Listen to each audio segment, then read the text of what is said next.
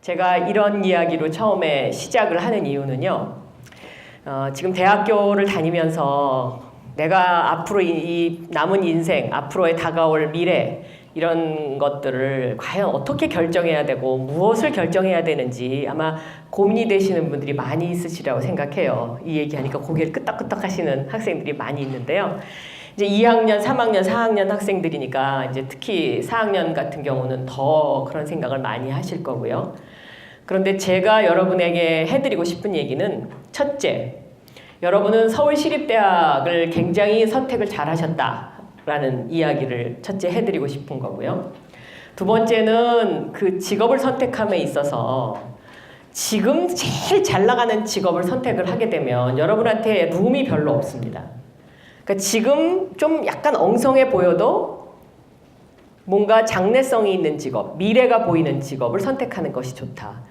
예를 들면 제가 대학교 4학년 때 호기심이 있어서 그 당시에 신문사 시험을 봤었어요. 근데 신문사 시험 봐서 떨어졌거든요.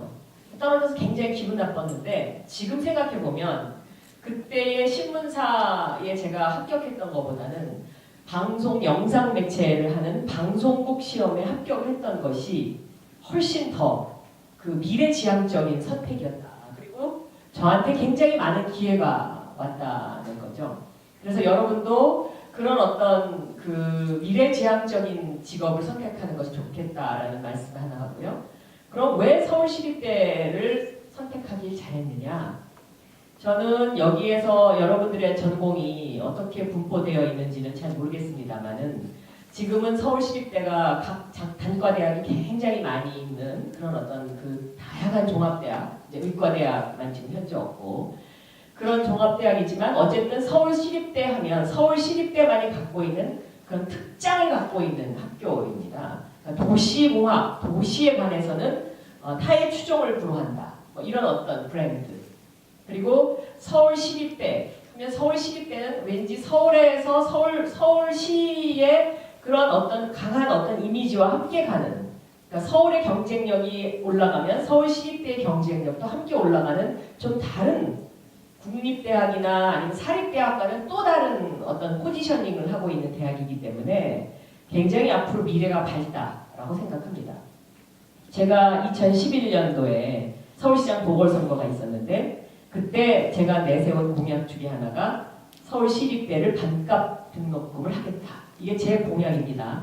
그래서 지금 여러분이 그 혜택을 받고 이제 서울시립대를 다닌 학생의 5년 차가 되는 학생이죠. 2012년부터 이것이 실시가 됐으니까요. 박원순 시장님은 그냥 제가 이 공약을 했는데 그때 이 공약이 굉장한 반향을 일으켰기 때문에 이 공약을 받아들여서 시장이 되셔서 이것을 했습니다. 그래서 서울시립대의 반값 등록금 공약 2011년 이후에 2012년부터 서울시립대가 굉장히 그 유명해졌고 인지도가 높아졌죠. 그래서 제가 듣기에는 그 뒤로 경쟁력이 상당히 높아졌고 학교의 학생의 어떤 그 학교를 서울시립대를 가겠다고 생각하는 학생들의 수준도 굉장히 높아진 것으로 듣고 있습니다. 그런데 대신 반값 등록금으로 인한 학생 수업료의 그 반감만큼 서울시가 이제 이것을 서포트를 해주긴 해주는데 여기에 대한 좀 더 종합적인 그런 아주 강한 서포트가 있었으면 저는 그것을 계기로 해서 서울시립대가 용수철처럼 튀어오를 수 있지 않았을까 하는 그런 아쉬움이 있습니다. 제 말이 맞습니까? 네. 앞으로 그래서 저처럼 서울시립대에 관심이 많은 사람들을 좀 많이 만들어서 서울시립대를 세계에서 아주 정말 모든 사람들이 함께 와서 공부하고 얘기 나누고 싶어하는 그런 대학으로 만들었으면 참 좋겠습니다. 여러분도 그렇죠? 네, 저도 노력하겠습니다. 자, 그러면 이제 강의를 시작하겠습니다. 잘 보이셔요? 예. 오늘 제 그 강의의 주제는 4차 산업혁명과 서울의 미래라는 주제로 강의를 하도록 하겠습니다. 4차 산업혁명. 정말 너무나 많이 듣는 단어인데요. 4차 산업혁명을 대표하는 어떤 단어를 하나로 하라 그러면 어떤 말이 가능할까요? 누가 좀 얘기하실 분 안 계세요? 어떤 말이 가능할까요? 4차 산업혁명 하면 떠오르는 단어. 네? 뭐라고 하셨는데? 크게 얘기하세요. 자신 있게. 예, 뭐라 그러셨어요? 인공지능? 네, 맞습니다. 인공지능. 인공지능 말고도 또 4차 산업혁명을 대변할 수 있는 여러 가지 단어가 많이 있는데요. 이 인공지능이 바로 로봇 사회를 대표하는 그런 단어지요. 저는 그래서 이 4차 산업혁명이 몰고 올 그 많은 앞으로의 변화에 대비해서 로봇 지능법이라는 것을 대표 발의한 지 지금 몇 개월이 됐습니다. 이 로봇 지능법을 대표 발의할 때 사람들이 굉장히 생소하게 생각했습니다. 저게 뭐냐? 제가 이것을 대표 발의하게 된 이유는 EU 의회가 로봇 기본법이라는 것을 통과를 시켰더라고요. 그래서 내용을 제가 쭉 읽어보니까 로봇에게 윤리 규정을 적용하는 거예요. 그러니까 이 로봇이 앞으로 인간에게 해를 끼칠 것이다. 그렇기 때문에 로봇도 윤리를 지켜야 된다. 그래서 제가 그걸 읽어보고 야, 우리 사회도 이거 빨리빨리 준비하지 않으면 큰일 나겠구나. 이제 이런 생각을 했습니다. 이 법을 발의를 한다라는 기사가 막 나가니까 한 기업에서 전화가 왔어요, 저한테. 뭐라고 전화가 왔냐면 이왕 발의하시는 거 로봇의 윤리 규정만 적용할 게 아니고 로봇을 인격체로 인정할 것인가 말 것인가의 문제에 대해서도 논의를 해달라는 거예요. 그래서 제가 그게 왜 필요합니까? 이제 질문을 했어요. 그랬더니 뭐라고 얘기를 하냐면 요새 이야기하는 4차 산업혁명의 가장 대표적인 그 생산품, 자율주행차 있잖아요. 인간이 주행하지 않고 로봇, 인공지능이 주행하는 그 주행차에 만약에 인격체로서의, 로봇이 인격체로서의 어떤 무엇이 부여가 되면 이게 보험 가입이 가능하다는 거예요. 그런데 그게 만약에 해결이 안 되면 인간이 다니는 차와 그 자율주행차가 다니는 차가 서로 달라야지 이거 해결할 방법이 없다는 거예요. 사고가 나면. 듣고 보니까 그럴듯해요. 여러분도 그렇다고 생각하셔요? 네. 로봇의 인격체를 부여해야 되겠습니까? 해야 된다고 생각하는 사람. 네. 지금 한 3분, 4분, 5분, 6분, 7분 정도. 아니다. 무슨 인격체를 부여해야 되냐라고 하시는 분. 훨씬 많아요, 지금. 한 30명도 더 넘어요, 지금. 자, 지금까지는 우리가 이제 이렇게 로봇에 대해서 그 생각의 방향이 인격체로서는 인정해서는 안 된다라는 거죠. 이게 100년 전 거리입니다. 1913년 뉴욕 5번가. 불과 100년 전인데요. 이때 어떤 일이 있었냐. 마차와 자동차가 함께 다니고 있었습니다. 그 100년 사이에 지구촌이 완전히 바뀌어버린 거예요. 그리고 그 100년 후에 지금 우리는 이제 이 자동차가 인간이 운전할 거냐, 로봇가 운전할 거냐를 고민하는 세대가 됐죠. 그러니까 로봇에 인격을 부여할 거냐, 윤리 규정을 줘야 될 거냐, 말아야 될 거냐, 바로 여러분이 살아갈 사회인 것입니다. 그러니까 여러분이 준비를 해야 됩니다. 저 같은 사람은요, 이거 심각하게 고민 안 해도 돼요. 근데 제가 이 로봇 기본법을 발의한 이유는 미래 세대인 여러분에게 어떤 뭔가를 던져주고 이것을 우리가 미리 좀 준비하자. 선배로서, 국회에서. 이런 의미로 제가 이 법을 발의를 한 겁니다. 근데 여러분은 로봇과 내가 공존할 수 있느냐, 로봇과 내가 과연 어떤 관계를 형성해야 되느냐, 이런 것들에 대해서 심각하게 고민해야 되는 그런 사회로 이미 접어들었고 그게 여러분이 주인이 되는 세상의 4차 산업혁명 사회인 겁니다. 그래서 우리는 너무나 인공지능이라는 단어, 로봇이라는 단어, 또 빅데이터라는 단어, 사물 인터넷이라는 단어에 아주 익숙해 있습니다. 자, 인류가 4차 산업혁명 시대로 지금 나아가는데요. 이 4차 산업혁명에 인간을 닮은 로봇이 만들어지기까지 우리는 1차, 2차, 3차, 4차 산업의 혁명을 겪었습니다. 1차 산업혁명은 1600년대의 증기기관에 의해서, 2차 산업혁명은 1800년대의 전기에너지에 의해서, 그리고 3차 산업혁명은 1900년대의 컴퓨터에 의해서 이루어졌는데 일단 이것을 한번 고찰을 해보면 1차에서 2차로 넘어가는데 200년, 2차에서 3차로 넘어가는데 100년, 자 3차에서 4차로 넘어가는 데는 불과 30년도 걸리지 않았습니다. 그만큼 지금 속도가 빨라지고 있다는 겁니다. 그리고 1차, 2차, 3차 산업, 4차 산업혁명이 단순한 기술혁명에 그쳤냐? 그렇지 않습니다. 1차 산업혁명이 일어나고 증기기관에 의한 기계가 만들어지기 시작하면서 농노, 그러니까 영주 밑에서 일하던 농노들이 도시로 옮겨가기 시작했습니다. 그래서 결국은 프랑스의 시민혁명이 일어나게 됐고 봉건주의 사회가 몰락을 했죠. 이 1차 산업혁명의 사회적 변화의 가장 큰 특징입니다. 2차 산업혁명은요, 전기에너지를 만들면서 결국은 이것이 1차 대전, 2차 대전까지 연결이 되는데 이 전기에너지의 탄생은 정말 인류에 많은 변화를 가져왔는데 저는 그 대표적인 것이 여성의 해방이라고 생각합니다. 그러니까 전기에너지가 백색가전 시대를 만들었거든요. 세탁기, 냉장고, 전기밥솥. 뭐 이런 것들을 만들면서 여성이 사회로 나갈 수 있게끔 해준 아주 대표적인 겁니다. 자, 3차 산업혁명은 컴퓨터와 인터넷 기반의 지식정보 사회로 이제 요약이 되지만 이 3차 산업혁명이 되면서 바야흐로 남녀 평등 시대가 문을 열기 시작했죠. 그 전까지는 2차 산업혁명 때까지는요, 남녀 평등 사회라고 말하기가 힘듭니다. 왜냐하면 1, 2차 산업혁명이라는 것은 힘에 의한 논리, 수직적 권력에 의한 것.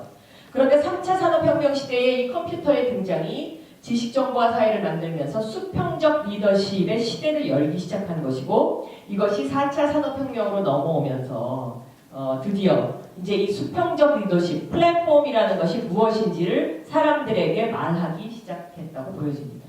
그러면 결과적으로 인간이 자기와 가장 닮은 이 로봇을 만드는 데는 적어도 얼마 정도의 시간이 걸렸냐?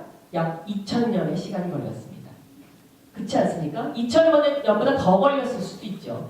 근데 그 2000년의 시간 동안 인간은 조금씩 기술을 축적해 나가는 겁니다. 그러니까 조금씩 석기, 청동기, 철기 이렇게 움직임을 조금씩 축적해 나가다가 이 축적의 힘이 어느 시대와 만나면서 폭발하는 거죠. 그래서 지금 기술혁명이 폭발하고 있는 그런 단계가 됐다라고 이야기를 할 수가 있겠습니다. 자, 이 축적의 시간이라는 거는요, 사람마다 자기가 축적의 노력을 어떻게 하느냐에 따라서 달라집니다. 일반적으로 보통 사람의 경우에는 축적의 시간이 50대나 60대에 폭발하는 경우가 많습니다. 50대에 어떤 일을 하기 위해서 40년간을 축적하는 거죠. 여러분이 지금 서울시립대학교에 들어오기 위해서 지난 20년의 시간이 축적된 거하고 똑같습니다.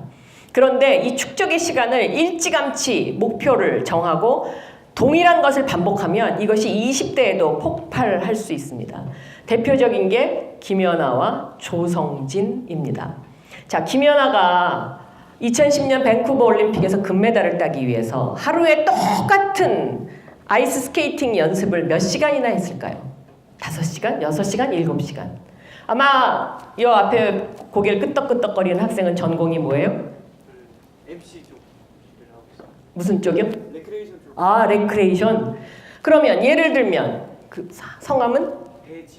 배지연 군이 아주 어렸을 때부터 자기 지금 레크레이션 쪽 일을 하고 있다고 그러는데 그쪽에 목표를 두고 계속해서 똑같은 거를 반복했다고 하면 지금 아주 레크레이션의 박사가 될 수도 있는 거예요. 그렇죠? 조성진도 마찬가지입니다. 그 쇼팽 콩쿠르에서 11번 피아노 콘체르토 11번으로 1등을 했는데 그럼 이 조성진은 어렸을 때부터 똑같은 음악을 매번 하루에 6시간, 7시간씩 반복해 가면서 연습한 거죠. 그래서 그 축적의 시간이 20대에 폭발한 대표적인 사례인 거죠. 근데 이 사람들은 우리하고 뭐가 다르냐? 한 가지 목표를 일찌감치 정했다는 거예요. 근데 우리들은 다양한 것을 흡수하고 있는 거죠. 지금 더 큰 일을 하기 위해서, 더 아름다운 일을 하기 위해서, 더 다양한 일을 하기 위해서 다양한 것에 시간을 쪼개서 나누어서 축적을 하고 있는 겁니다. 자, 이 조성진의 피아노 콘체르토 11번 잠깐 들어볼까요?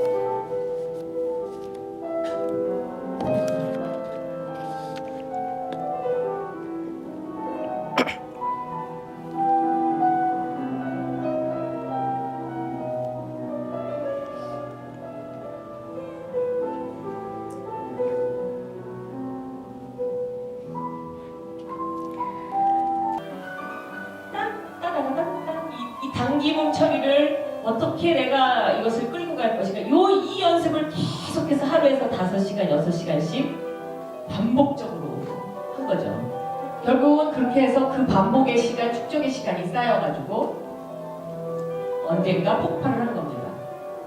근데 지금 인간이 로봇을 만들었어요. 근데 이 로봇가, 그러니까 인간과 비슷한 지금 로봇을 하나 등장을 시켰는데, 이 로봇을 만들기 위한 축적의 시간은 적어도 2000년 이상 걸렸다고 제가 여러분에게 말씀드렸잖아요. 그러면 우리한테 등장하는 이 로봇의 세계, 이 로봇의 세계가 앞으로 어떻게 될 것이냐, 여기에 대해서 사람들이 굉장히 관심이 많은데요. 자, 이 로봇의 세계가 어떻게 될 건지 이 영상을 이어서 한번 들어보도록 하겠습니다. 아까 헤리스의 말을 이용해 대답하자면 이렇다. 로봇의 전자기로는 인간의 생화학 뼈로보다 100만 배 더 빠르다고 한다. 예를 들어 MIT의 인공지능 개발팀이 마침내 자신들과 같은 지능을 가진 로봇을 개발했다고 가정해보자. 그렇다면 그 순간부터 그 로봇의 생각 속도는 MIT 개발팀의 생각 속도보다 100만 배 빨라질 것이다. 이를 시뮬레이션으로 돌려보면 그 인공지능은 단 일주일 만에 MIT 개발팀의 2만 년어치의 일을 할 수 있게 된다. 우리와 뱀의 지능 차이가 이 정도라면 우리와 인공지능 로봇과의 지능 차이는 상상을 초월할 것이다. 이 말은 인공지능을 개발하는 회사들 중 한 회사가 다른 회사들보다 단 일주일만 앞서 인공지능을 개발해도 2만 년에 앞서갈 수 있다는 말이 된다. 우리는 이 사실을 어떻게 받아들여야 할까? 일주일을 앞선다는 것이 2만 년에 앞서가는 것이라면 현재 인공지능 개발에 몰두하는 회사들은 승자 없이 세계 대표를 위해 달려가고 있는 것과 같다. 자, 이해가 좀 됩니까? 걱정해야 되겠죠? 걱정이 돼요? 걱정 안 돼요? 걱정이 된다. 여기에 더 많은 고개를 끄덕끄덕 하셨는데, 이 로봇이 이제 인간이 만들었어요. 비슷한 놈을 하나 만들어 놓고, 이게 골치덩어리, 이게 문제가 되기 시작한다고 우려를 하기 시작하는 거예요. 아까 로봇에게 인격체를 부여해야 하느냐, 말아야 하느냐, 아직 말아야 해야 한다는 쪽에 더 많은 분들이 손을 들으셨는데, 얼마 전에요. 사우디아라비아가 로봇 소피아라고 들어보셨어요? 로봇 소피아를 아시는 분? 한 분 아시네요. 로봇 소피아한테 사우디아라비아 시민권을 부여했어요. 그러면 이 시민권을 부여했다는 소리는 뭡니까? 인간 취급을 해주겠다는 소리 아니에요? 근데 이 로봇 소피아가 며칠 전에 기자회견을 했어요. 기자회견을 했는데 이 로봇 소피아가 뭐라고 이야기를 하느냐? 나도 인간처럼 아이를 갖고 싶다. 나도 인간처럼 감성을 느낀다. 이런 이야기를 하기 시작하는 거예요. 근데 그것이 로봇이 한 얘기거든요. 일단 로봇 소피아를 소개시켜 드릴게요.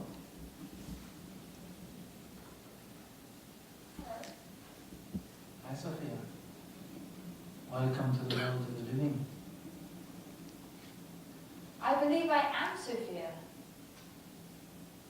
I feel as if I know you. I'm one of your creators. You created me.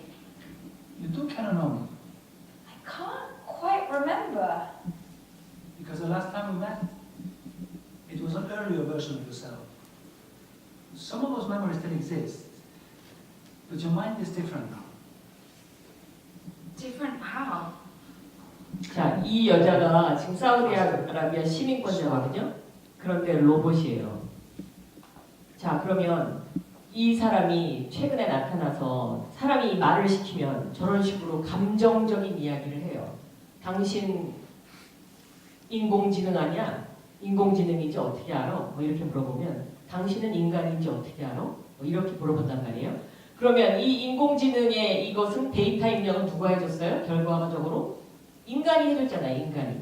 그런데 이 인간이 해준 그 데이터 입력에 의해서 저런 답을 하는 기술까지 발달한 거죠. 예를 들어서 이세돌과 인공지능이 바둑을 뒀죠. 그것이 2016년도 3월 달의 일이에요.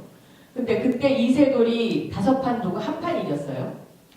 제가 이세돌하고 좀 친해서 이세돌한테 그랬어요. 처음부터 변칙 플레이를 하지 그랬느냐. 그랬더니 그 얘기를 인지해 주네요. 자기도 그 생각을 했는데 뭐 어쩌고저쩌고 그러더라고요. 그러니까 정식 플레이를 해서는 로봇을 이길 수가 없는 거죠. 근데 그 당시만 해도 그 이세돌이 1판 이긴 그것이 변칙 플레이를 했기 때문에 이겼어요. 근데 지금 와서는 이세돌이 뭐라고 얘기하냐면 지금은 변칙 플레이를 해도 인공지능을 이길 수 없다라는 거죠. 그거는 왜 그러냐. 요새 머신 러닝이라고 해가지고 기계한테 계속해서 뭔가를 반복적으로 주입을 하면서 그 반복적으로 주입했을 때의 그 패턴, 그러니까 뭐 조금 약간 그러니까 지금 알고리즘이 만들어지고 그 알고리즘의 어떤 형태가 이제 더 진화해가지고 어떤 반복적인 그것을 주입했을 때 나타나는 형태 이외에도 불규칙적인 데이터를 받아서 이것을 축적해가지고 거기에 대한 반응을 하는 로봇이 바로 이 소피아라는 거죠. 그래서 이 소피아는 인간이 느끼는 감성을 아주 비슷하게 느끼고 있다. 여기까지 지금 알려져 있는 겁니다. 그래서 이 로봇과 관련된 앞으로 등장하는 이 4차 산업혁명 시대라는 것은 제가 생각하기에는 지금 이 4차 산업혁명 시대가 뭐 2100년이나 올 것이다, 뭐 아니면 2050년대나 올 것이다 이렇게 생각하고 있지만 저는 그렇지 않다고 생각하고요. 2030년 정도 되면 바로 지금 제가 여러분에게 이야기했던 이 로봇 기본법이 우리 사회의 가장 핫한 이슈가 되지 않을까. 이 로봇을 어떻게 해야 되는지에 대한 문제를 놓고. 그러니까 상상력을 동원해 보면 앞으로 군인이라든지 또 힘든 일을 하는 어떤 직업 이런 것들은 다 로봇으로 대체할 수가 있죠. 그런데 그 군인의 숫자를 이제 로봇의 숫자로 대체하는 시대가 올 거예요. 근데 그 군인한테 입력을 거꾸로 하면 결국은 그 군인이 우리의 적이 될 수 있잖아요. 그러니까 앞으로의 그런 어떤 전쟁이라 이런 개념이 바뀌겠죠. 앞으로는 어디를 점령해야 되냐? 그 로봇에게 데이터를 주입하는 그 사령부가 있는 데를 점령을 해야 되겠죠. 그래서 이 수많은 로봇들을 거꾸로 돌게, 거꾸로 직진하게 만들어야 전쟁에서 승리할 수 있겠다. 이런 상상도 가능한 거죠. 그렇기 때문에 여러분들에게는 굉장히 저는 할 일이 많다. 그리고 여러분은 앞으로 많은 상상력과 창의력을 가지고 앞으로 다가올 미래에 대해서 여러분들이 좀 더 고민하고 준비하고 대비해야 되지 않겠느냐. 저는 그렇게 생각하고 있습니다. 이 4차 산업혁명과 사회 변화는 아마도 지금 우리가 이러고 저러고 이야기하는 어떤 그런 모습에서 아주 쉽게 많은 변화를 가져올 텐데요. 예를 들어서요. 지금 우리가 기름 자동차를 타고 다니잖아요. 가스. 근데 이것이 전기 자동차로 바뀌는 거. 저는 굉장히 5년 안에 굉장히 엄청난 큰 변화가 올 거라고 생각하고요. 특히 젊은이 여러분들이 자동차를 살 때 요새 다 하이브리드 사잖아요. 제 사무실에도 젊은 직원들은 그 값이 다소 비싸다 할지라도 전기 자동차를 사더라고요. 왜? 환경이 좋으니까. 환경 문제에 대해서 전기 자동차가 좋다고 한다. 그렇기 때문에 나는 전기 자동차를 사겠다. 이게 요새 젊은이들의 일종의 생각이고 트렌드인 거예요. 그러니까 여러분이 돈을 벌기 시작하면 그 여러분의 소비 행태가 그런 식으로 바뀌기 시작하면서 전기 자동차의 시대는 굉장히 생각보다 빨리 올 것이다. 저는 이제 이런 이야기를 여러분에게 해드리는 겁니다. 그러면서 이 4차 산업혁명 시대의 경제, 사회, 정치의 질서가 어떻게 바뀌어 갈 것이냐에 대해서 우리가 한번 생각해 볼 필요가 있는데요. 이 4차 산업혁명 시대의 권력은 저는 빅데이터를 가진 사람이다 라고 생각합니다. 그동안에 우리는 권력이 어디 있냐? 검찰에 있다, 재벌에 있다, 시장에 있다, 여러 가지 그 권력의 이동이 있었습니다. 그런데 이 4차 산업혁명 시대가 오면 저는 권력은 빅데이터를 갖고 있는 사람이다. 왜냐하면요. 지금 전 세계적으로 세계 10대 매출을 기록하는 회사들을 보면 대부분 다 구글이나 아마존이나 알리바바, 페이스북 이런 어떤 빅데이터를 가지고 분석하고 모든 것을 여기서 매니지하는 회사들로 이미 바뀌었어요. 대한민국도 1970년대부터 지금까지 기업의 숫자가 거의 바뀌지 않다가 최근에 와서 기업의 순위가 바뀌기 시작하는데 그것들이 바로 네이버, 카카오 뭐 이런 것들입니다. 그러면 이 네이버나 카카오 같은 것들도 뭐냐? 결국은 4차 산업혁명 시대를 대표하는 플랫폼, 그리고 그 플랫폼에서 빅데이터를 가지고 분석하는 회사들이거든요. 그러면 여러분의 세계는 앞으로 어디서 열리느냐? 바로 거기서 열리는 겁니다. 그러니까 빅데이터를 통해서 플랫폼을 만들어서 빅데이터를 가지고 뭔가를 해야 되는 그러한 일들이 여러분이 주인이 되는 세상의 바로 가장 미래지향적인 기업의 이미 대표적인 것이고 이미 그런 시대가 지금 여러분 곁에 와 있는 것이죠. 그래서 그런 그 대비와 상상력이 필요하다. 그렇게 생각이 되고요. 이 4차 산업혁명이 그러면 지금까지의 1, 2, 3차 산업혁명하고 가장 큰 차이점은 뭐냐?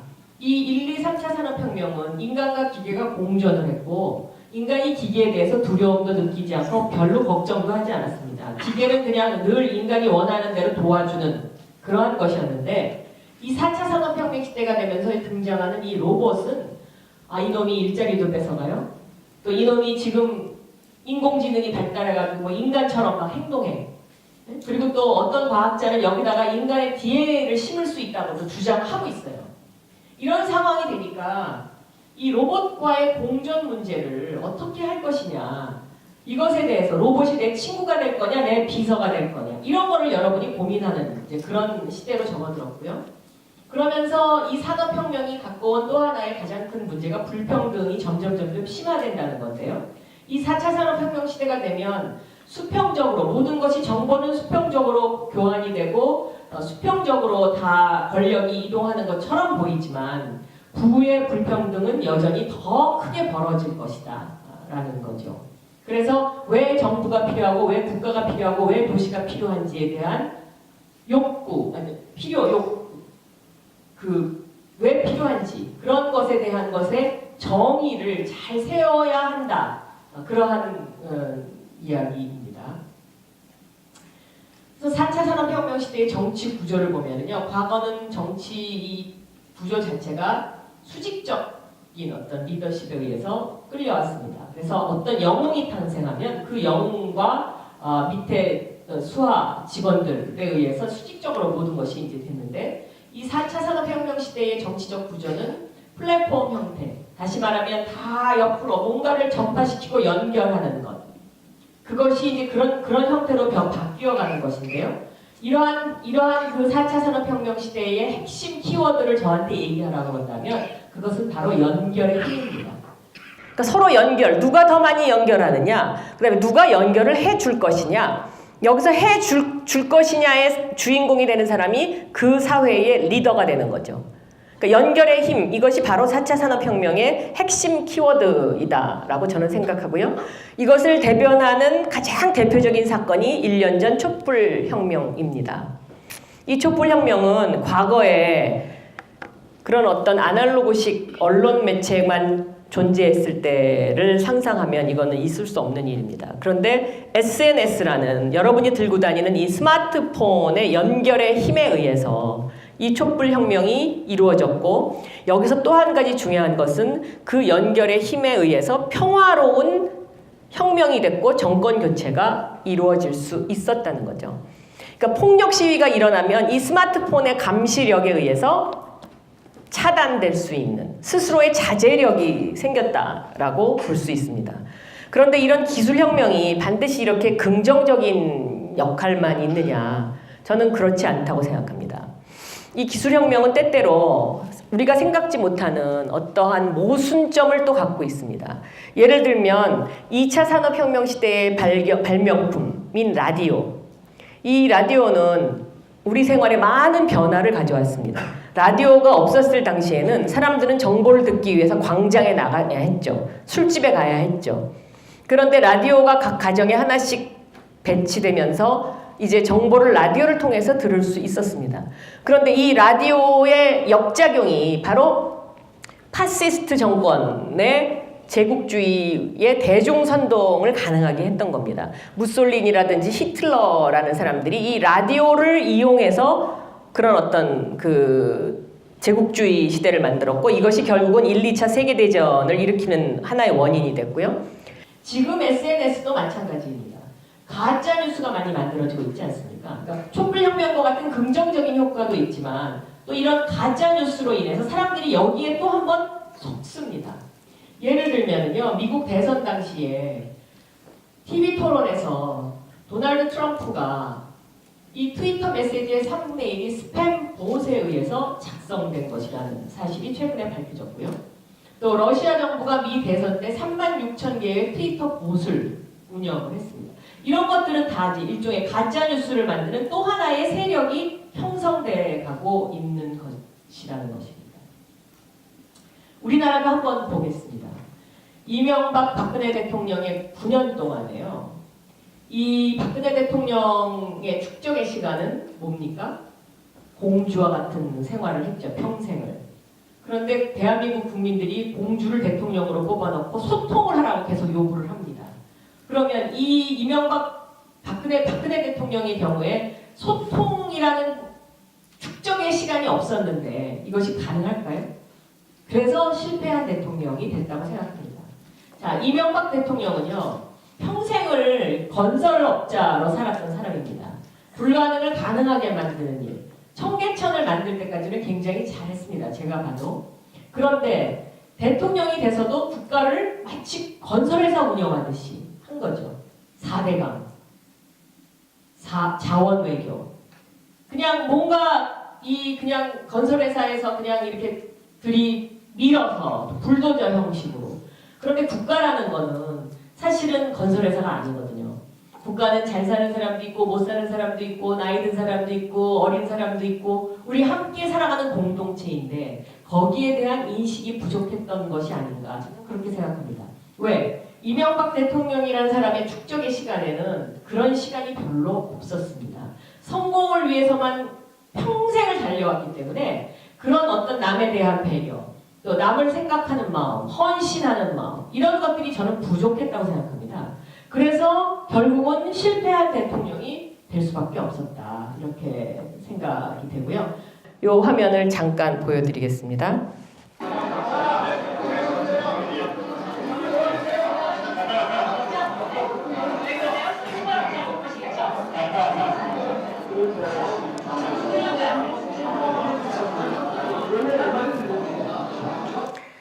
저게 2007년도 12월 딱 요때입니다. 지금부터 10년 전.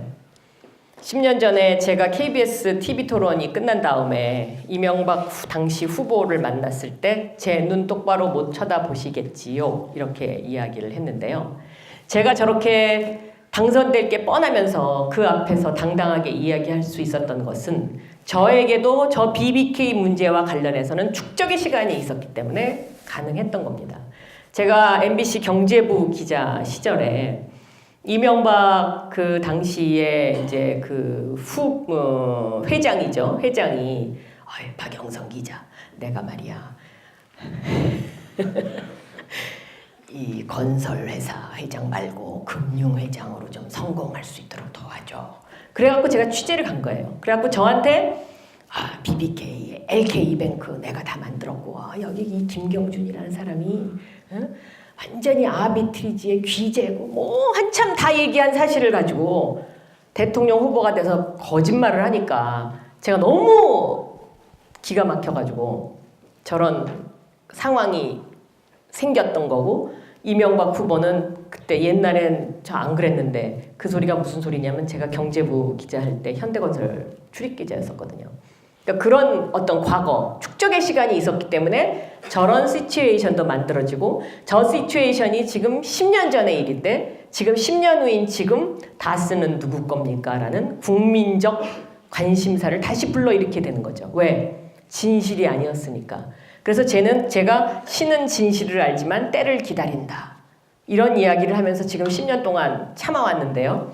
진실이 밝혀지기를 저도 바라고 있습니다. 여러분은 어떻습니까? 네. 자, 그래서요. 다시 4차 산업혁명 얘기로 돌아가면은요. 뭐 이거는 작년 1년 전에 있었던 그 최순실 그 청문회 동영상입니다. 김기춘 비서실장이 이제 그거 제가 나이가 많이 들어서 뭐 그 장면인데요. 잠깐 보시겠습니다. 자, 지금 사전 지침이 있었다. 최순실 씨로부터. 저는 김기춘 비서실장도 마찬가지가 아닌가 이렇게 생각합니다. 조금 전에 정윤회 관련 공식 문건에서 최태민 목사의 5년 최순실이라고 분명히 나오는데 이거를 죄송합니다. 없었다고 말씀하셨다가 제가 조금 자, 보여주실 수 있습니까? 네 여기 다 이게 프린트블로 나와 있어요. 그런데 이게 착각했다 그랬죠? 제가 자 또 있습니다. 이 시민들이 제보를 하는데요. 2007년 7월 19일에 있었던 한나라당 후보 검증 청문회 이 당시에 박근혜 후보 바로 앞에 있었던 이분이 바로 김기춘 실장 본인 맞으시죠? 네, 네 본인 맞으시죠? 이때 박근혜 캠프 법률자문위원장이었죠? 네, 자 오디오 좀 틀어주세요. 자녀인 최순실 씨를 서면 조사하고 유경재단 측으로부터 전달받은 자료를 토대로 조사했으며 특히 최순실 씨와 관련해서는 재산 취득 경위 및 자금 출처 등을 집중적으로 조사했습니다. 영남대학에 대해서는 1988년 김기춘 문광희 국감자료 법률자문위원장 앞에서 있었던 한나라당 후보 검증 청문회입니다. 그런데 최순실을 몰랐다? 이게 앞뒤가 안 맞죠? 지금 그렇죠? 저 최순실 죄송합니다. 저도 이제 나이 들어서 이제 와서 나이 들어서 가만 좀 자, 제가 올리겠습니다. 이 화면을 보여드리는 이유는요. 이것 역시 제가 저렇게 이야기할 수 있었던 이유가 바로 그 앞에 보여드렸던 이명박의 BBK 때문에 2007년도에 한나라당에서 BBK 문제를 놓고 그 후보 간의 청문회가 있었거든요. 그 청문회를 제가 아주 또렷이 지켜보고 기억했던 저한테 축적의 시간이 있었기 때문에 이것이 가능했던 겁니다. 그러니까 다른 의원님들은 이 이슈를 모르는 의원님들은 이 질문을 하기가 쉽지가 않죠. 시민들이 막 제보를 해줬을 때. 저는 그 제보를 받는 순간 이 필름은 이거였구나 라고 그냥 자동적으로 알게 되는 거예요. 그래서 제가 여러분에게 이제 말씀드리려고 하는 그 요지는 뭐냐면 여러분들이 지금 2학년, 3학년, 4학년이시면 이제 아마 여러분의 마음속에는 내가 이 사회에 나가서 어떠한 일로 평생을 이 사회의 일원으로서 역할을 해야 되겠다라는 결심이 쓴 분도 있고 안 쓴 분도 있을 것이라고 생각합니다. 결심이 쓰신 분, 내 꿈은 뭡니다. 이렇게 저 뒤에 손 들으셨는데 어떤 일을 하시고 싶으세요? 네, 네. 어떤 일을 하시고 싶으세요? 네, 네. 저는 지금 건축공학 전공하고 있어서 구조기술사가 돼서 좀더 건축공학 전공하고 계셔가지고 구조기술사가 돼서 구조기술사요. 네. 내신이나 이런 내진. 네, 그 굉장히 전망 있는 직업입니다. 특히 이 대한민국에서는. 대한민국의 지금 내진 설계 문제가 이제 아마 큰 이슈로 떠오를 텐데요. 이런 어떤 자기의 그런 꿈과 관련해서 많은 고민의 시간을 보낼 텐데요. 그 고민의 시간에 축적의 시간이 필요한 거죠. 그리고 준비 기간이 필요한 겁니다. 근데 단지 문제는 얼마나 인내하느냐, 얼마나 실증 내지 않고 내가 좋아하는 것을 찾았느냐의 문제다. 그리고 그것을 매일매일 반복적으로 하면서 완성도를 높여가는 것. 그것이 인생이 아닐까 저는 그렇게 생각하고 있습니다. 그래서 여러분이 마음속에 있는 그 꿈을 실현하기 위해서 그리고 여러분도 사회의 일원으로서 뭔가 보람된 인간으로서 여러분의 일생을 꾸려가기 위해서 매일매일 축적의 시간을 통해서 노력하십시오. 그리고 목표를 정해서 그 데이터가 쌓이면 그 데이터가 결국은 여러분의 것이 되고 여러분의 역사가 되고 여러분의 브랜드가 될 겁니다. 그 이야기를 위해서 제가 지금까지 이런 것들을 했던 것이고요. 이 산업혁명의 가장 중요한 것이 연결의 힘이다라는 것은 제가 아까 말씀드렸고요. 자, 그러면 이 4차 산업혁명 시대에 정치권은 무엇을 준비해야 되느냐? 저는 개헌 반드시 해야 된다고 생각합니다. 왜 개헌을 해야 되냐면요. 4차 산업혁명 시대는 수평적 리더십, 그러니까 나누어 갖는 것을 어떻게 연결하느냐의 문제입니다. 그래서 자치분권 이 부분에 있어서 반드시 대한민국의 제도를 바꿔야 됩니다. 지금 대한민국은 1987년도에 헌법이 30년간 지금 지속되고 있는데 이 헌법은 대한민국을 민주주의 국가로 만드는 데는 크게 기여를 했습니다. 그런데 이 헌법이 어떤 자치분권이라든가 좀 더 수평적 사회를 만드는 데는 많은 것이 필요하다. 그래서 저는 이것이 굉장히 중요한 하나의 것이다라고 생각하고요. 또 하나는 중소기업이 이 4차 산업혁명을 주도할 수 있어야 됩니다. 그러니까 4차 산업혁명 시대가 되면 몸집이 큰 기업들이 대부분 힘들어집니다. 그러니까 과거의 공룡 시대에 몸집이 큰 공룡부터 죽었던 것처럼 지금 대한민국은 작은 기업들이 빨리 움직일 수 있도록 그렇게 이 제도를 바꿔줘야 된다라고 저는 생각을 합니다. 그래서 이렇게 앞으로 인공지능이 가져올 미래에 대해서 우리가 많은 준비를 해야 된다고 생각하고요. 이러한 그 4차 산업혁명 시대에 그러면 과연 서울시립대학의 중심이 되는 서울은 어떠한 미래를 가져야 하느냐 이 부분에 관해서 좀 더 이야기를 해보도록 하겠습니다.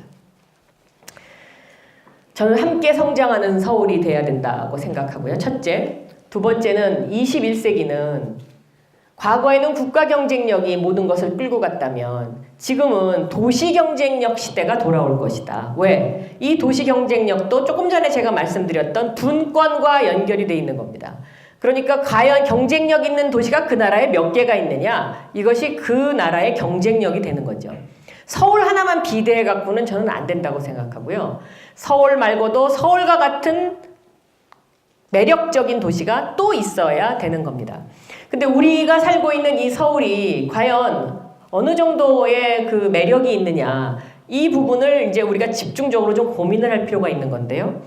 그러면 이 서울은 어떤 서울이어야 되느냐? 함께 성장하는 서울은 어떤 서울이어야 되느냐? 서울의 600년 역사를 담은 과거와 현재와 미래가 함께 성장을 하고요. 또 이런 어떤 세대 간 노인 또 뭐 장년층 함께 성장을 해야 되고요.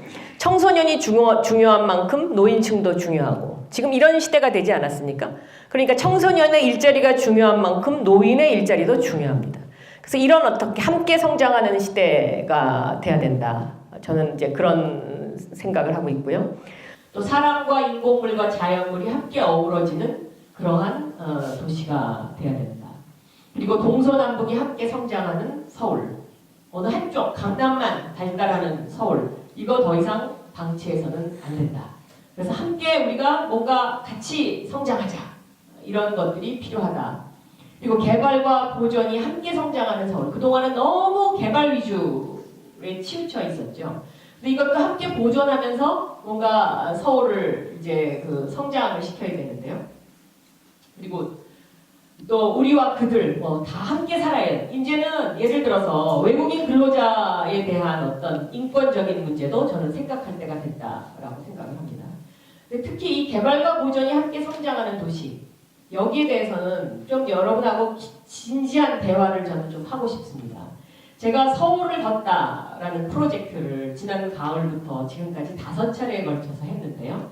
이 5차례에 걸친 이 프로젝트를 하면서 제가 느낀 거는 대부분의 여기에 참가하는 많은 사람들이 우리의 서울을 너무 모르고 있었다. 저도 그랬고요. 제가 50년 넘게 이 서울에 살았지만 정말 참 우리가 알고 있는 서울의 역사와 또 어떤 그 의미 이런 것들이 너무 우리가 그동안 무시했던 것은 아니냐.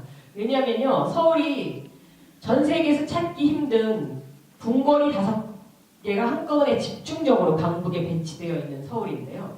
이것의 특징을 너무 살리지 못했다. 그리고 강남은 너무 빌딩만 그냥 타닥타닥 붙어있는 그런 매력 없는 도시이다. 이것을 이제 바꿔야 된다. 더 이상 방치하면 안 된다. 제가 이런 이야기를 여러분하고 또 앞으로 좀 더 진지한 시간이 있으면 좀 해보고 싶은 테마입니다.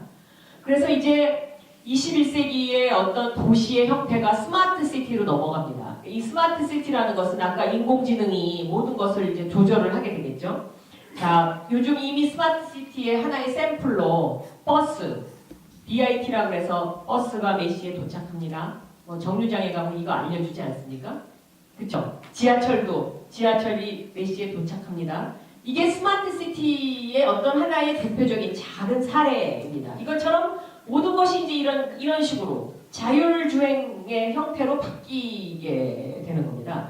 그럼 이런 자율주행의 형태로 바뀌는 도시 설계를 과연 어떻게 해야 되느냐? 그리고 아까 그 지진, 내진에 대해서 뭐 관심이 많다는 저 학생의 경우에 그럼 서울은 과연 지진이 왔을 경우에 이것을 버틸 수 있느냐? 뭐 이런 부분에 대한 많은 논란이 있을 수 있다고 생각합니다. 그래서 이 스마트 시티를 우리가 어떻게 더 진지하게 생각하고 미래를 구상하느냐에 따라서 서울의 경쟁력은 완전히 바뀌어 버리는 거죠. 지금 모리재단 그 지수에 의하면 서울의 경쟁력은 전 세계에서 6위를 차지하고 있습니다. 근데 서울의 경쟁력에서 1위가 런던입니다. 근데 런던이 1위를 하는 이유는요. 과거 역사와 보존, 개발을 매일매일 하고 있기 때문에 혁신에 혁신을 더하고 있기 때문에 1위를 하고 있는 겁니다. 런던 하면 생각나는 게 뭐가 있습니까? 런던 하면 생각나는 것. 없어요? 빅뱅. 네. 런던 가보셨어요? 네. 또 런던 하면 생각나는 거. 그럼 파리 하면 생각나는 건 뭐 있어요? 에펠탑. 파리 가보셨어요? 서울 하면 뭐가 생각납니까? 다 63빌딩이라고 얘기를 해요. 대부분. 근데 저는 63빌딩이라는 말을 딱 들었을 때 아, 우리 서울이 정말 내세울 게 없구나. 이런 생각을 참 많이 합니다. 그게 언제 지어진 건물인데. 그러니까 그만큼 우리 서울에 대한 어떤 그 랜드마크에 대한 연구도 지금 안 돼 있는 거고요. 그만큼 서울의 역사성을 대변해 줄 수 있는 뭔가가 부족한 거죠. 근데 서울이 그만큼 그럼 역사가 없냐? 그거 아니거든요. 서울 600년 된 서울이잖아요. 그리고 백제시대 때부터 계산하면 1000년이 넘은 1500년 가까이 된 서울이에요. 풍납토송 뭐 저쪽으로 생각하면. 그런데 우리가 그런 어떤 역사, 서울의 역사와 관련된 것을 이어가지를 못하는 거죠.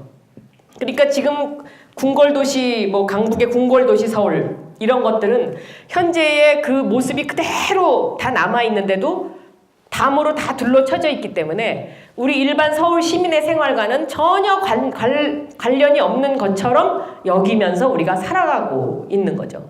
그런데 예를 들면 여러분이 이야기하는 무슨 에펠탑이라든지 있는 파리 같은 경우에 루브르 박물관이라든지 무슨 뭐 베르사유 궁전이라든지 이런 것들은 파리 시민의 생활과 이것이 뭔가 연결이 돼 있거든요. 근데 우리는 그런 우리의 역사가 연결이 안 돼 있는 거죠. 우리의 생활과. 그냥 궁궐은 궁궐이고 나는 나고 서울은 서울인 거예요. 이런 것들을 우리가 좀 더 고칠 필요가 있고 서울시립대학이 중심이 돼서 이런 어떤 서울에 대한 연구를 좀 더 심도 있게 해야 되지 않나. 저는 그런 생각을 합니다. 그래서 이런 어떤 그 기존의 이제 그 스마트 시티에 대한 새로운 트렌드가 만들어지고 있는데 이 새로운 트렌드를 서울시립대학 출신들이 어떻게 만들어가느냐도 서울의 미래를 결정하는 굉장히 중요한 요소 중에 하나다라고 저는 보고 있는 겁니다. 서울은요, 그 모리 지수에 의하면 서울에서 가장 경쟁력이 있는 게 R&D 부분인데요. 이 R&D 부분이 경쟁력이 있다라는 것은 무엇을 의미하냐면요. 서울에 고급 인력이 많이 거주하고 있다는 그런 의미입니다. 그러면 서울은 이 고급 인력을 어떤 식으로 활용을 할 것이냐? 이런 부분에 대한 연구도 지금 부족한 상태이고요. 지금 서울의 제조업이 지난 5, 6년 사이에 한 30%가량 가까이 줄었을 겁니다. 그러면 제조업이 줄어든다는 건 일자리가 없어지는 거거든요. 그러면 제조업 대신에 서비스업이 대신 그 자리를 메꿔줬는데 이 서비스업이 과연 여러분들이, 대학생들이, 젊은이들이 좋아하는 그러한 일자리를 제공해주고 있느냐? 현재 그렇지 못한 거죠. 그래서 청년 실업률이 점점 늘어나고 있는 겁니다. 그러니까 이러한 문제들을 우리가 좀 더 그 깊이 있게 생각해보고 여러분이 서울시립대학교 학생으로서 좀 더 자부심을 갖고 아 서울 문제는 우리가 풀어가야지 우리의 주제인데 라는 고민에 좀 더 빠질 필요가 있지 않나 저는 그렇게 생각을 하는데 맞습니까? 네? 네 라고 자신있게 대답하시는데요. 그분 전공이 뭐세요? 얘기하세요. 네? 도시공학. 그래요. 그러니까 그 도시공학을 전공하는 그 학생 성함이 어떻게 되세요? 박현수 학생. 박현수 학생이 이런 고민을 좀 해보세요. 그리고 동아리를 만들어서 친구들하고 플랫폼을 만드세요. 예를 들면 4차 산업혁명 시대의 가장 핵심 워딩이 아까 플랫폼을 서로와 서로를 연결하는 연결의 힘이라고 했는데 그러면 여러분이 우리 서울 문제를 연구해보는 플랫폼을 만들어서 거기서 좀 더 강한 토론을 하고 이런 대학 시절을 보내면 그런 축적의 힘이 바로 서울 발전의 힘이 될 것이고 그리고 또 여러분의 힘이 될 것입니다. 제 얘기 그럴듯해요? 네. 그렇게 하시겠어요? 네. 그럼 앞으로 저하고도 이 문제에 대해서 좀 진지하게 논의하실래요? 아니 왜냐하면 저는 여러분의 그 젊음의 그런 어떤 새로운 에너지 이런 것들이 우리의 서울의 커다란 힘이거든요. 그래서 여러분들이 좀 더 적극적으로 나설 필요가 있다. 저는 이제 그런 생각을 하는 거죠. 그래서 이 스마트 시티 요즘 이제 스마트 시티라는 단어가 이제 뭐 스페인의 뭐 무슨 어디 뭐 중국의 어디 뭐 이래갖고 이제 몇 군데가 이렇게 등장하기 시작하는데요. 저는 스마트 시티에서 이제 스마트 어바니즘에 구현을 해야 된다. 그러니까 스마트 시티라는 것은 단순한 기술적인 어떤 것을 제공하는 도시를 의미한다면 이 스마트 어바니즘은 우리가 살아가는 이 도시에 대한 좀 더 인간적인 연구, 우리의 어떤 도시의 생활상 이런 것까지 한꺼번에 좀 연구할 필요가 있지 않냐, 좀 앞서가는 연구를 할 필요가 있지 않냐. 근데 그것도 서울시립대학교에서 저는 이런 부분에 있어서 교수님들이 다 잘 알아서 하고는 계시겠지만 여러분도 좀 더 고민하고 관심 갖고 이럴 필요가 있겠다라고 생각합니다. 동의합니까? 네. 그러면 앞으로 이런 어떤 하나의 공동의 목표를 향해서 여기에 관심 있는 분들 한번 여러분 스스로의 채팅방을 만들든지 어떤 그런 플랫폼을 만들어 보세요. 박현수 학생 그렇게 하시겠어요? 그 옆에 친구들도 많이 있는데 다 친한 친구들이 모여 있는 것 같은데 그 친한 친구들은 제가 이렇게 강의를 하니까 거기에 공통점이 좀 있는 것 같아요. 그러니까 서로 생각이 비슷한 친구들이 많이 모여 있는 거예요. 그러니까 한번 그런 거를 통해서 한번 논의해 보세요. 예를 들면 이런 상상이 가능해요. 제가 서울을 걷다를 첫 번째 프로그램을 어디를 했냐면요. 덕수궁을 했어요. 그런데 덕수궁의 그 모습, 지금의 그 담 있죠? 예를 들면 대한문에서 그 광화문 쪽으로 향한 길에 나에 있는 정동길 말고 거기 다 아시죠? 그 담은 군사정권이 만든 담이에요. 과거에 그 우리의 고유한 그 덕수궁의 모습이 아니에요. 근데 만약에 그 덕수궁 담이 없다고 생각해 보세요. 어떻게 변할까요? 서울이? 서울시청광장에서 덕수궁 안이 다 들여다 보이겠죠. 그 하나의 담만 없애도 저는 서울의 모습은 엄청난 변화가 올 것이다. 그러니까 그런 어떤 하나의 전제를 놓고 서로 토론을 해보는 거죠. 물론 찬성하는 사람도 있고요. 반대하는 사람도 있을 수 있어요. 그럼 반대하는 사람은 왜 반대하는지, 찬성하는 사람은 왜 찬성하는지 서로 이야기해서 공통점을 찾으면 되는 거죠. 자, 덕수궁 담을 없애는데 찬성하시는 분. 오, 꽤 돼요. 반대하시는 분. 거의 비슷해요, 지금 숫자가. 찬성과 반대가. 그러면 반대하는 사람은 반대하는 사람들의 논리가 있을 거고요. 찬성하는 사람은 찬성하는 사람들의 논리가 있을 거예요. 이렇게 해서 도시를 발전시키는 거죠. 예를 들면 프랑스에 처음에 에펠탑을 세울 때 엄청나게 프랑스 시민들이 반대했어요. 그런데 지금 그것이 프랑스의 랜드마크가 됐잖아요. 또 파리의 루브르 박물관 앞에 IMP가 지은 그 삼각형 유리 건물, 그거 엄청나게 반대했어요. 근데 그 유리 건물이 들어갈 수밖에 없었던 것은 프랑스 정부가 루브르 박물관 지하를 개발을 하기 시작했거든요. 그래서 그 지하로 가는 입구를 만들어야 돼서 그것을 상징적으로 만드는 것인데 지금은 그것이 마치 현대 건축의 대표적인 하나의 심볼처럼 되지 않았습니까? 그러니까 그런 역사의 발전이라는 것은 어떠한 상상력과 창의력을 통한 하나의 뭔가를 던지고 거기에 대해서 끊임없이 토론하면서 함께 만들어가는 거예요. 저는 서울도 덕수궁 담을 열어라 라는 주제로 좀 강하게 우리 서울 시민 모두가 함께 다 토론해봤으면 좋겠어요.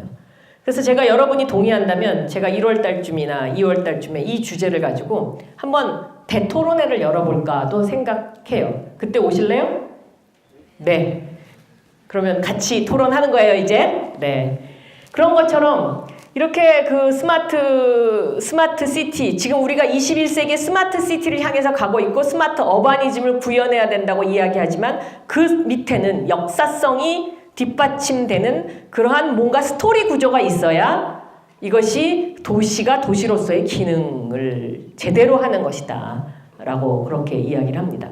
도시를 아무리 잘 만들어 놓으면 뭐합니까? 예를 들면 사우디아라비아나 두바이에 막 갓 지어진 도시들 매력이 있습니까? 매력이 없잖아요. 인간의 손길이 닿지 않는 역사가 없는 도시들은 그 모래 위에 지은 거나 마찬가지거든요. 그래서 이런 어떤 모래 위에 지은 거나 마찬가지인 스마트 시티를 만드는 것, 이것은 굉장히 실패할 확률이 높다. 그래서 지금 문재인 정부에서 스마트 시티와 도시 재생을 하나의 그 정권의 굉장히 중요한 프로젝트로 추진하고 있는데 저는 스마트 시티와 도시 재생 프로젝트를 한꺼번에 코디네이트 할 수 있는 그러한 구조로 이것이 가야 한다라고 생각하고 있고요. 이런 스마트 시티와 도시 재생의 이런 이슈에 서울시립대학교가 절대로 빠지면 안 됩니다.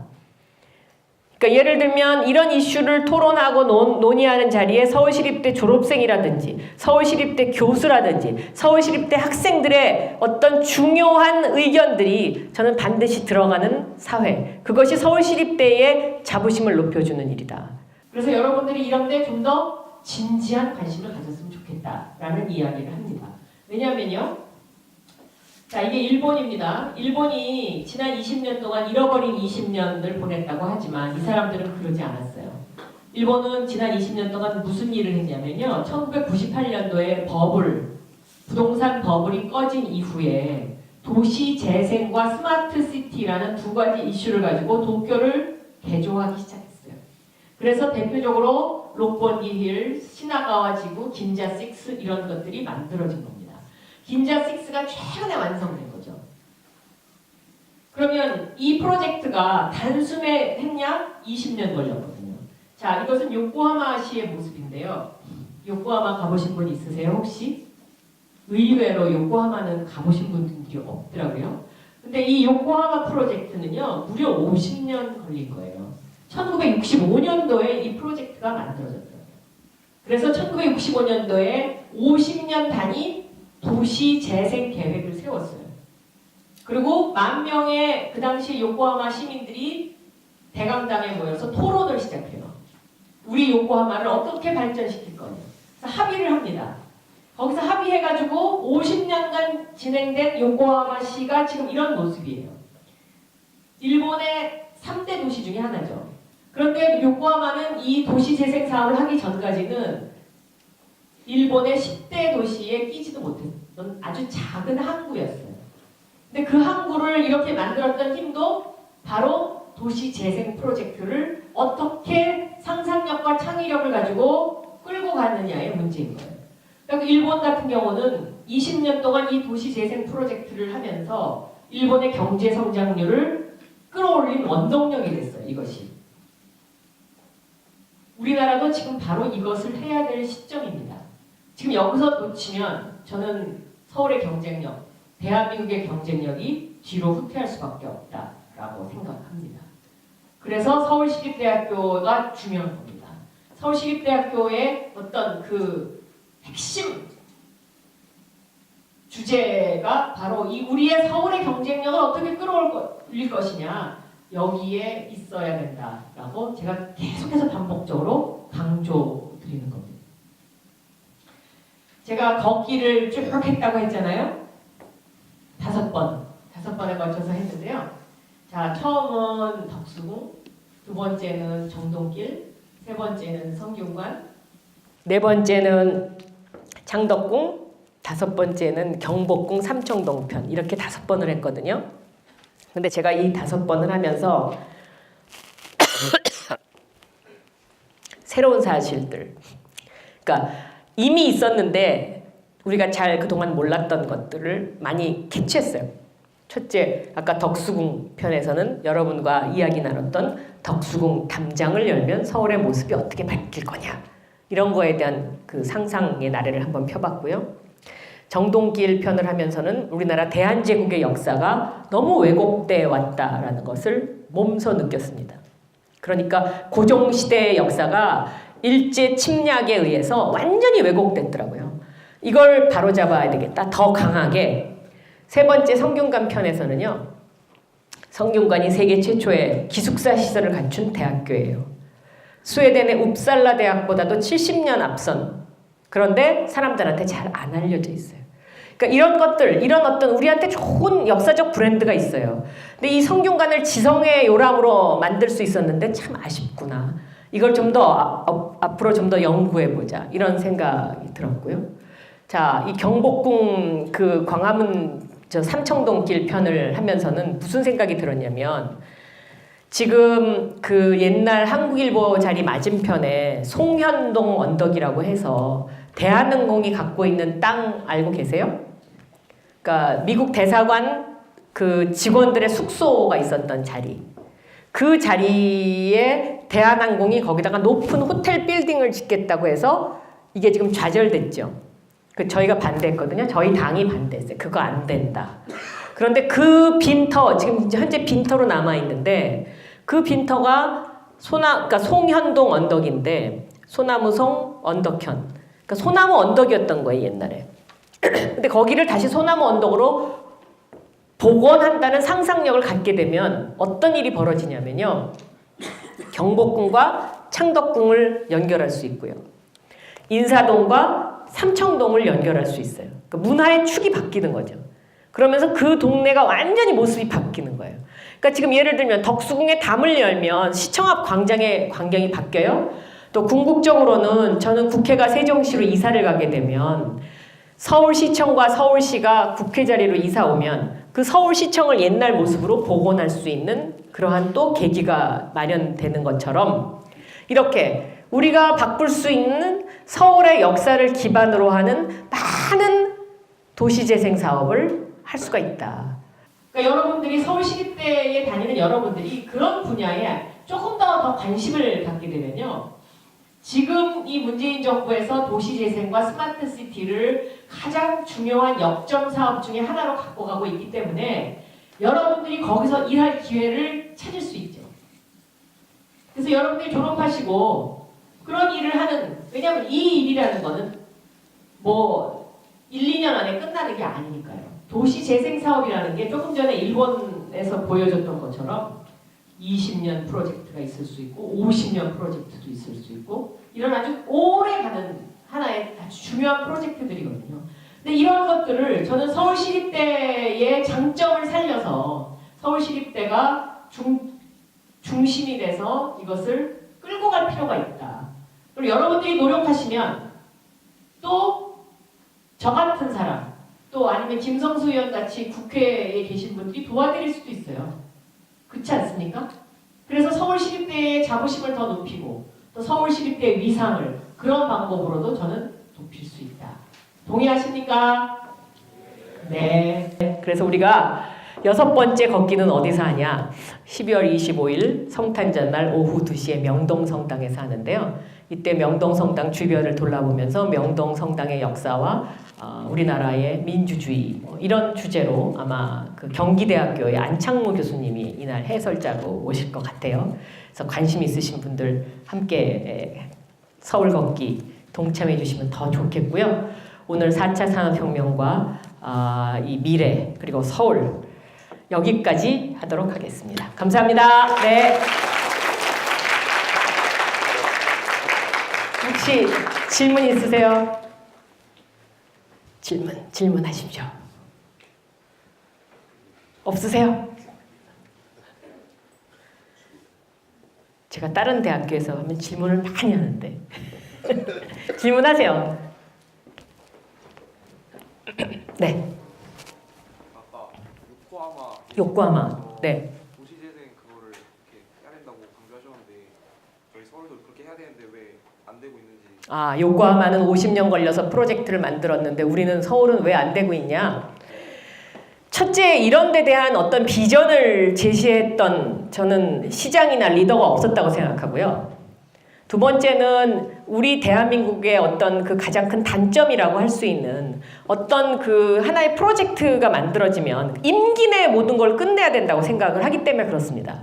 그러니까 그렇게 일을 진행하기보다는 어떤 프로젝트를 시민들한테 던지고 그것을 공론화장을 만들어서 시민들 모두가 다 공감하고 동의할 수 있는 장기 프로젝트를 만들어서 그 장기 프로젝트는 정권이 바뀌어도 시장이 바뀌어도 계속적으로 추진이 돼야죠. 그러려면 저는 거버넌스 구조, 그러니까 그 일을 하는 구조를 잘 짜야 되는데요.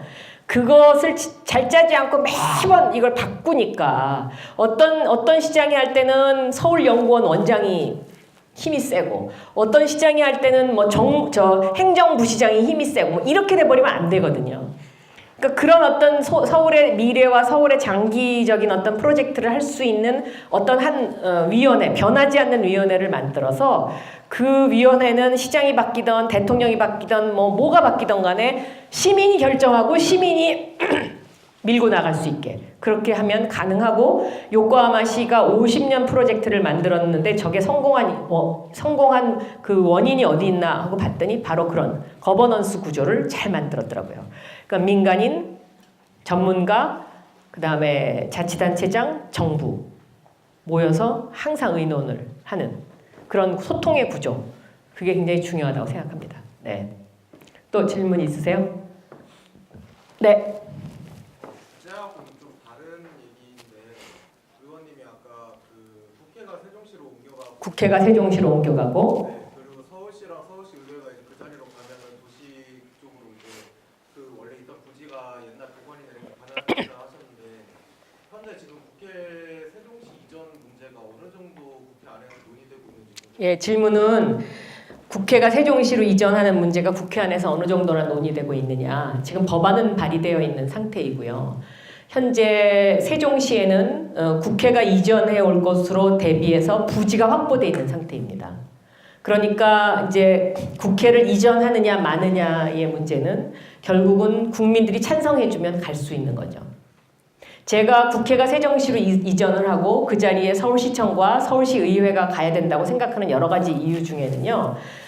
서울의 그런 어떤 강북의 구도심을 복원하고 싶은 생각도 있지만 두 번째는 서울이 강남북 균형을 바로잡는 굉장히 좋은 지점이다, 여의도가. 왜냐면 한강 가운데에 있으니까. 그런 의미도 있고요. 그 다음에 현재 그 국회의 어떤 여러 가지 건물이나 특성을 봤을 때 서울시의회나 서울시청이 그리 옮겨오면 저는 굉장히